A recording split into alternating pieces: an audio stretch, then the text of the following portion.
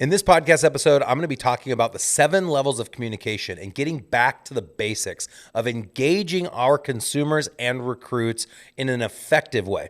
We're going to be discovering through the book 7 levels of communication, the best 7 ways to communicate and which way is the very most effective.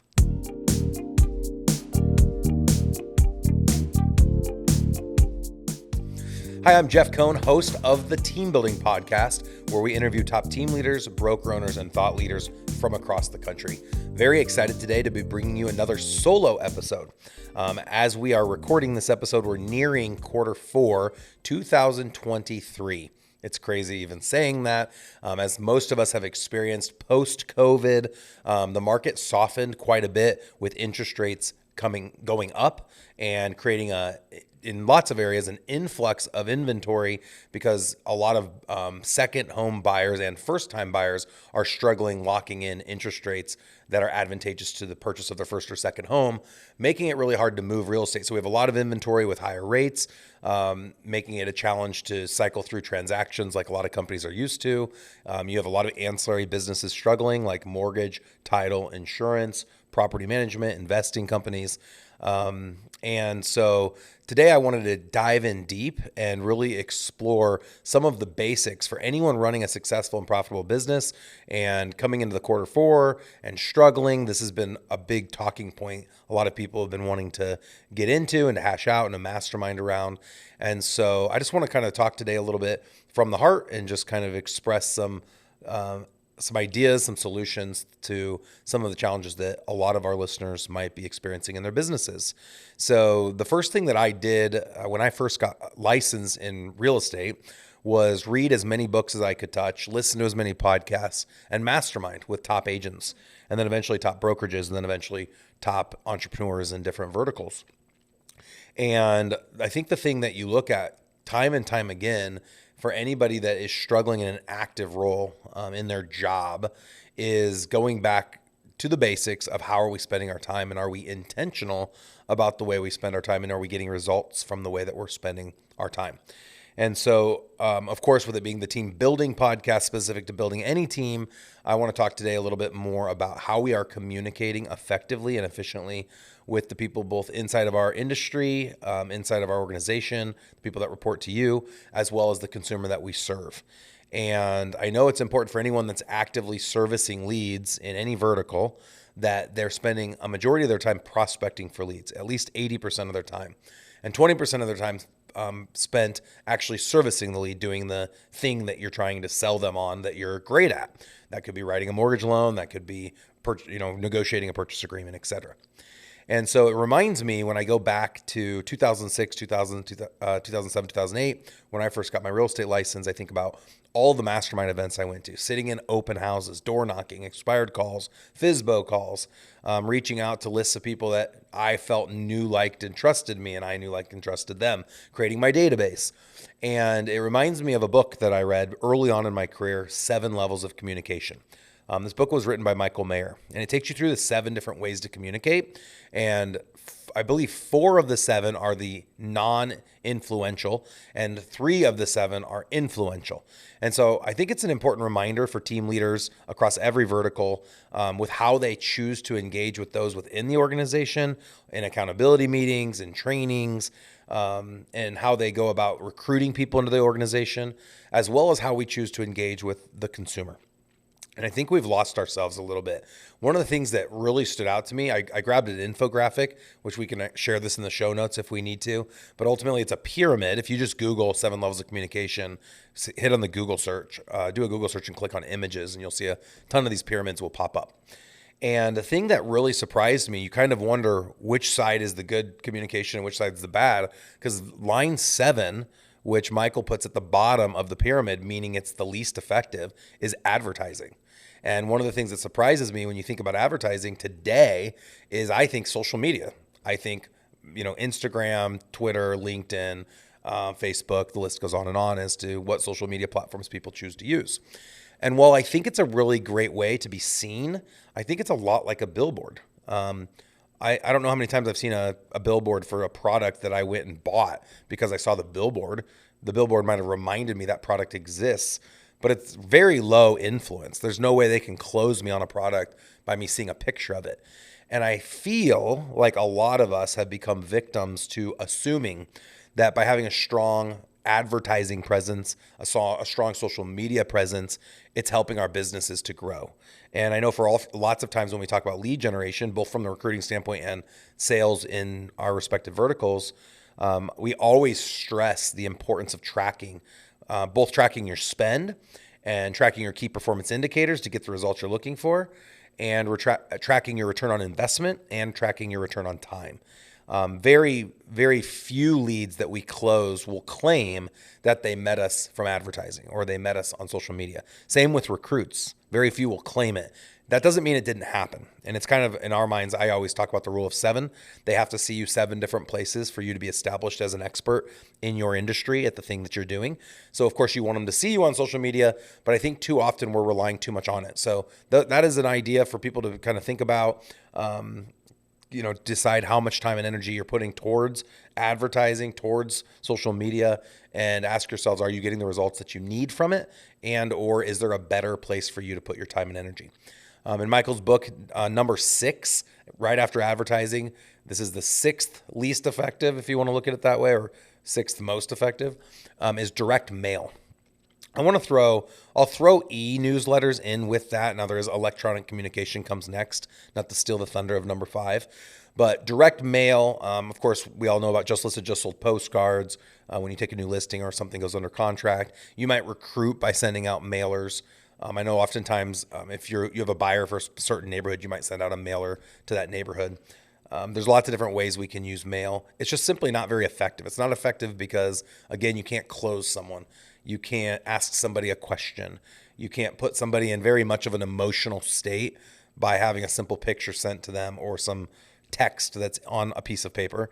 And oftentimes when we get mail, we have a stack of mail, and our goal is to get through it as quick as possible and throw it in a garbage can.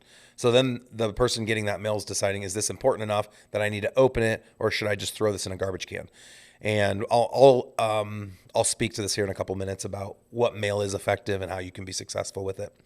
So the 5th is electronic communication. How many of us have relied on drip email sequences or an email that we blast out to somebody, again, if we're recruiting and or if we're looking to engage somebody?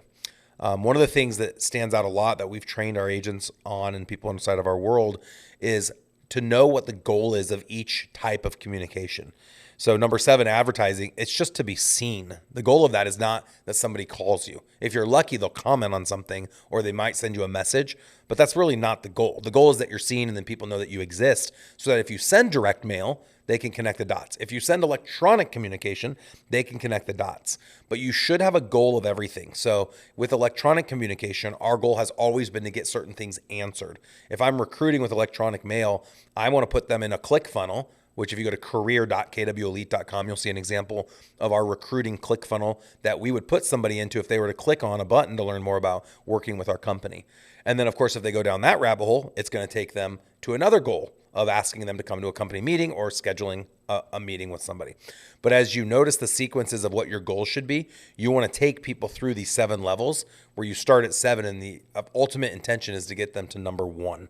So I'll keep going through. So number 7 was advertising. Number 6, direct mail. Number 5, electronic communication. Number 4, handwritten notes. How many of us, rhetorically, have sent a handwritten note to one of our clients that made us money anytime in the last 12 months for anybody that's ever closed with us? Have we written them a note on their anniversary date of their closing? How about on their marital anniversary date if they're married? How about on their birthday? How about when they had a child or got a new dog or lost a family member or lost a dog? How about just out of the blue? Just send them for no random reason other than I was thinking about you. Every closing you've ever had, that person, in my opinion, deserves a card at least once a year. It could be more, maybe quarterly, but they should receive a handwritten card. You could handwrite a card to invite them to an event. You could handwrite a card to, congratulate them, like I mentioned, on something that you've seen maybe on social media. If they just got back from a trip to Greece, maybe you handwrite a card, say, hey, your trip looked amazing. Would love to sit down and have coffee sometime and learn more about your trip to Greece. I don't know about the listeners, but I can guarantee everyone listening, I've never received a handwritten note that I didn't read.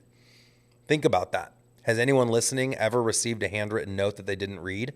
Now go back to number 6, which was direct mail.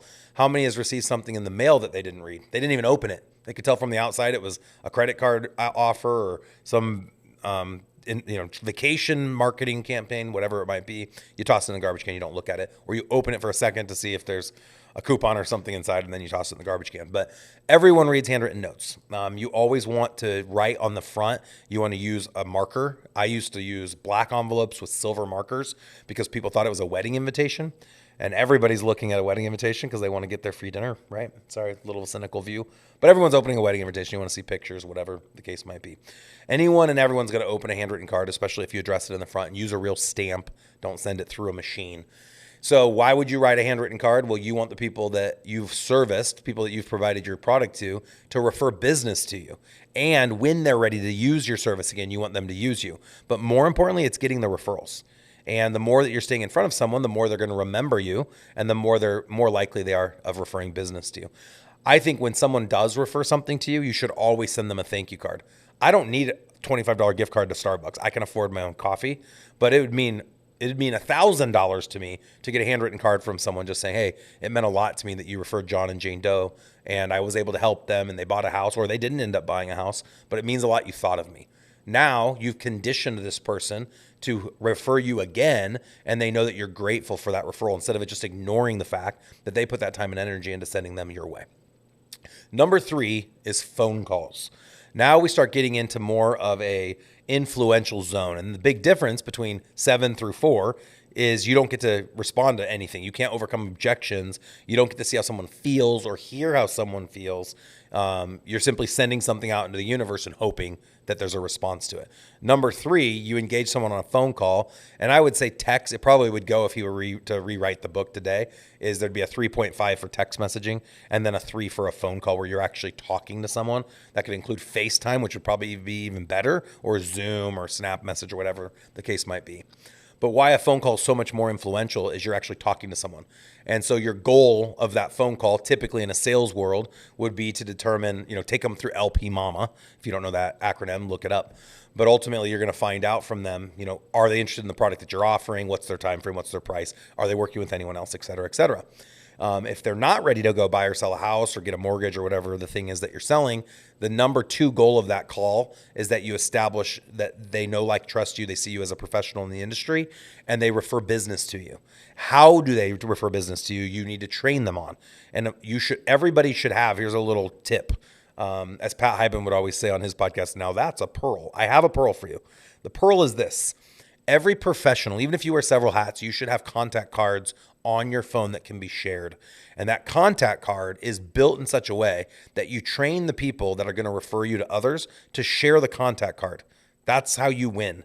And then once they've shared it, to text you and introduce you to that person so that when you text that person, your name comes up. So for example, I'm the owner of a local brokerage in Nebraska called KW Elite. I have a KW Elite contact card. I also own Elite Real Estate Systems, which is our national company that scales and powers other teams. And we do coaching and training and all the other things. I have a Elite Real Estate Systems contact card. So I probably have 6 or 7 different contact cards. They have in the picture, it's an image of our logo. It has my first and last name and then the business I represent and my title. So for example, it'd say CEO Elite Real Estate Systems. It then has my personal cell phone number. And of course, you could choose to use like a voice over IP or a Google Voice line so that everyone didn't have your personal cell phone number. Then you can choose if and when you point that to your personal cell phone number. It could have a work number. I know most work numbers are VoIP lines that point to a cell phone, but you could have a work number. I don't think people expect that. What they expect is an email address. Your email addresses should be the same as the company names. So if you work for ABC Brokerage, your email should be John at ABC Brokerage. No more Hotmail. I can't believe I still see Hotmail out there, or Yahoo, or even Gmail. It needs to be a business email address. And then it should have a website. And your email address.com should be the same as your website. So Jeff at EliteRealEstateSystems.com. My website's EliteRealEstateSystems.com. You guys get the point. That's the information people want. You could add more. I know mine has all my social media redirects so that people could learn more about me on social media. A lot of times you can embed a URL that tells them about what you offer, learn more button with a link, but the sky's the limit. But you want to create that contact card. So if I was on a phone call with somebody that I hadn't talked to in a long time and they're not ready to use my service, I probably would say something like, hey, once we get off the call, I'm going to shoot you a text with my updated contact information. And then, of course, when they get that, they can click on it and say create new contact or add to existing contact. So if I'm already in their phone, it'll just update it with all the stuff that's in that little contact card. I cannot tell you how many times, and I know you guys are in the same boat, I've asked someone to send me their info. They'll hold their phone up and show me their cell phone number, or they'll grab my phone, add a contact, and put their cell phone number in. I don't want just their cell phone. I don't want to have to go dig around to find out what's their website, what's their company name, what's their email address, what's their phone, all these extra things that would all have been taken care of if they spent 2 minutes creating a contact card. So the reason you want that contact card is so that they can easily find you, identify you as the expert in your industry. More importantly, share your contact card with friends and family. And on that phone call, I'd say, Dana, thank you so much for grabbing the call. I'm glad things are going well. I'm so happy you're still happy at your 123 Main Street home that I sold you 19 years ago. When you come in contact with other people that you know could take advantage of the amazing services that I have to offer, it would mean the world to me if you shared my contact card with them and texted me and them together in a text exchange to introduce them to me so that I have the opportunity to help serve them. Number 2, events and seminars.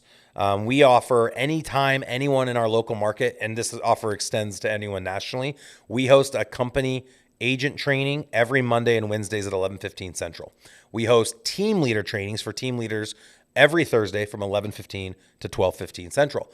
We host an investor training class every Tuesday, 11:15 to 12:15 Central. We own a mortgage training class and an insurance training class, and we will soon be offering property management and title training to that list. So we have all these different trainings we make available at our office in Omaha, Nebraska. Anyone is welcome to come. Our competition, I do air quotes if you're listening, no one's competition, you're your own worst enemy. But we have any open door policy.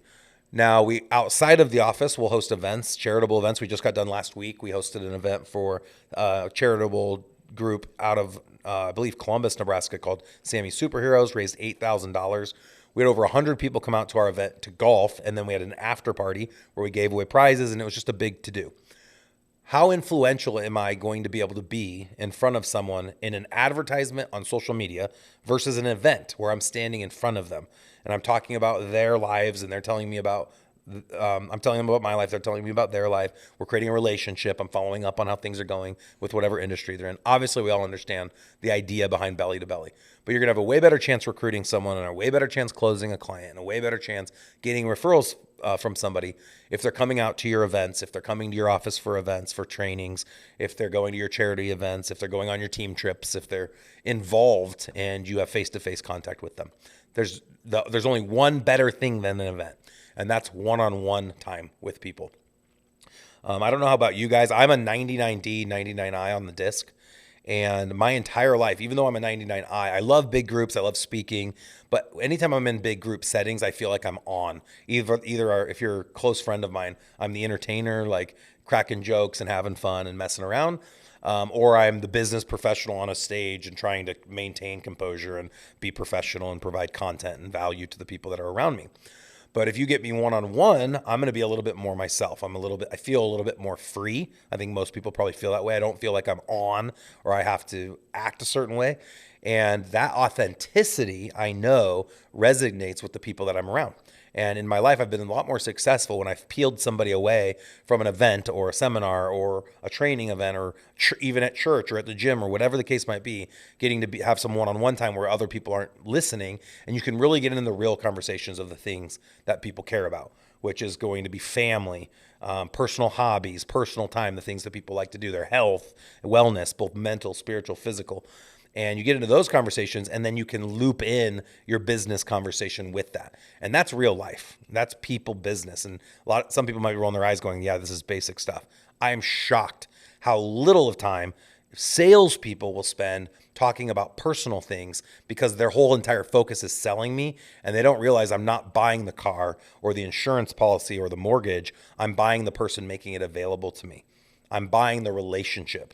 I'm investing in a life relationship with that individual, even though they are the conduit to making sure the product is available to me. So the number one influential space anyone can ever be in is one-on-one, in person, not on Zoom, not on a FaceTime call, but in person. And that gives you the opportunity to have that energy. You can use all of your resources in terms of your face, your intonation, your body posture, the setting that you choose to place somebody in. If you're really controlling the environment that you're in, the office they come into, and in the book it talks about even positioning people a certain way. When you sit down at a restaurant, making sure before your person you're meeting even comes to the restaurant, asking the person that's assisting you at the table to only bring refills once, or to leave a pitcher of water on the table so there's not distractions. Set the person that you're with their back to the room, so they're not constantly scanning the room. They're giving 100% of their focus to you. There's lots of strategies you can use with that. And one of the things I think Michael did a really good job at, and he and I have met several times post me reading this book 15 years ago, and I've asked him a lot of other questions. And I think one of the things that has stood out to me the most is the use of events. He talks a lot about that now, and I think he even wrote a second book about events and the importance of putting people in the right events to create that right energy, that right culture. And I know that you can create a Disneyland experience, if you will, for your recruits that come in, for your clients that come in. You want to make that experience special. I know at our office at KW Elite, we have menus that we can give to clients and ask them, what kind of beverage could we offer? What snack would they like? We have a kegerator with non-alcoholic and alcoholic drinks. We have 2 coffee machines. We have tons of different beverage options. Pretty much anything and everything that the agents and other ancillary businesses want at the office, we keep it stocked. And then how do we cover the cost? We actually charge everybody $100 a month fee, and that's to cover the cost of all of our overhead. And if overhead goes up beyond what we're covering, then we increase the fee. And I think right now agents pay $50, and then everyone else that rents space in our office pays $100. And we don't spend a ton of money. There's probably over 100 people across all the businesses that we have in our 10,000 square foot space, and we spend less than $2,000 a month on stuff. But it makes everyone feel special. The clients come in and they feel like royalty. They feel like the VIPs that they are. I was trained by a coach out of Canada back in 2006. One of the first speakers I ever heard of. I went to his event. His name's Mark Leaders. I think he's still in the game. And Mark, you said, treat your clients like they feed, house, and clothe you, because they do. And so it's really important. I think back to that, number one on this list of 7 levels of communication, that one-on-one meeting, the impact and influence and effect that we can have on somebody if we control our environment and build an experience for them and be cognizant of building up that experience. So that is kind of what I wanted to chat about today. I think it's important that we get back to the roots of why are we here? Where did we come from? Where are we going? And as it applies to our businesses, do we have the dream team that we always wanted as we go into 2024? Do we have the admin staff that we need to have to be successful?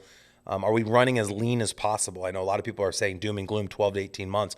Doom and gloom, and I do air quotes again, is opportunity.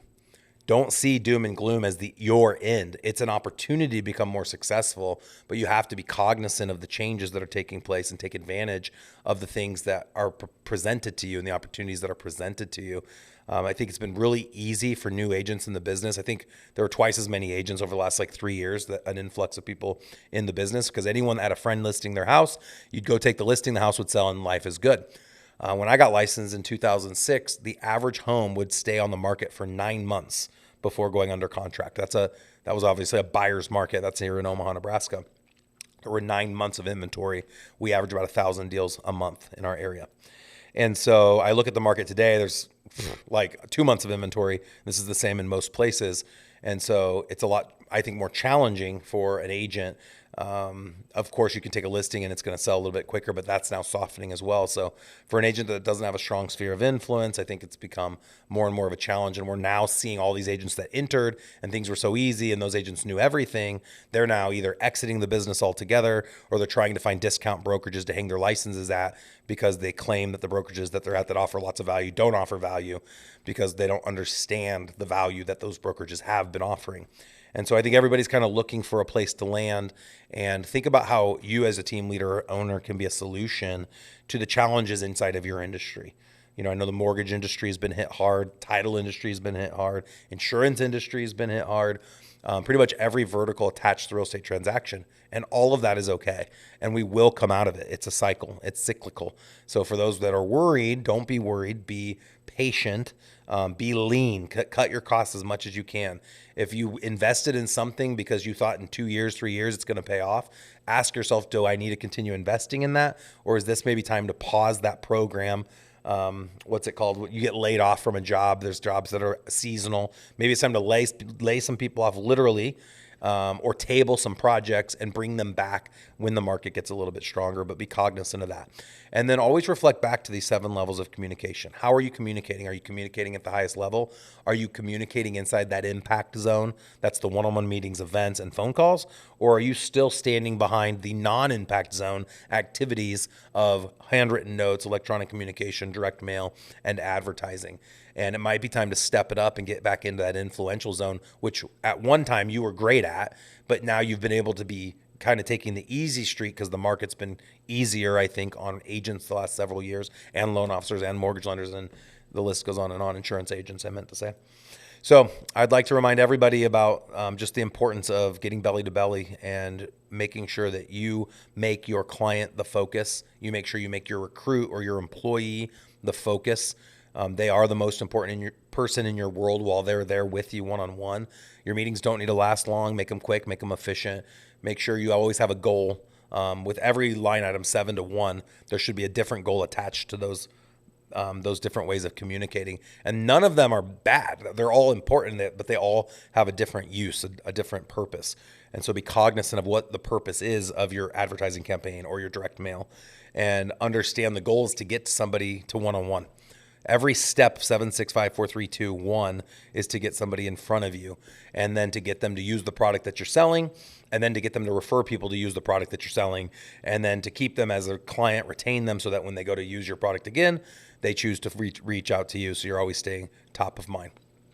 If you've enjoyed this episode and you'd like to take advantage of future episodes, please go out to the platform that you're using. If you're on YouTube, iTunes, Stitcher, Spotify, any of the other places that you listen to podcasts, and give us a review. We'd appreciate a 5-star review. If there's topics you want us to discuss, we are watching all the comments that we get there. We have chosen to take your recommendations and make podcast episodes out of it. Of course, I don't want all the episodes to be solo. If there's a guest you want us to bring on, we have a lot of influence right now. Lots of people are following our podcast. We get about 25,000 listens a month. If you have a recommendation of somebody you'd like me to bring on, it could be an author, it could be a celebrity, it could be an athlete, it could be a real estate mogul, whoever you think would make a great fit, go throw it in the chat. You'll see, you'll be surprised. We'll probably have that person on within a few months of you giving us that suggestion, and we'll try to get them scheduled. Also, our number one product is our team leader group coaching. Of course, we can do coaching for groups of individual agents. That's just $97 a month. And then we do team leader training, which is $1,000 a month. When you sign up for team leader group coaching, you get unlimited seats for your agents. So all of your agents will get free coaching Mondays and Wednesdays. Wednesdays is dialogue, Mondays is topical. Thursdays is our high-level team leader product, where we help team leaders build and scale dominant businesses in their marketplace. And then that also includes, for no additional charge, access to all the other group coaching across the other verticals: investing, property management, title, insurance, and mortgage. And I think that's a wrap. I appreciate you guys sticking around with me this long. Really appreciate you guys supporting the podcast. It's been great being able to deliver this type of content and get the feedback that we get from the listeners. So again, if you could take the time right now as you end this episode, go out, give us a 5-star review so other people can find this episode and help other people continue to grow their business. That's what we're all about. So really appreciate you guys listening, and stay tuned for the next episode.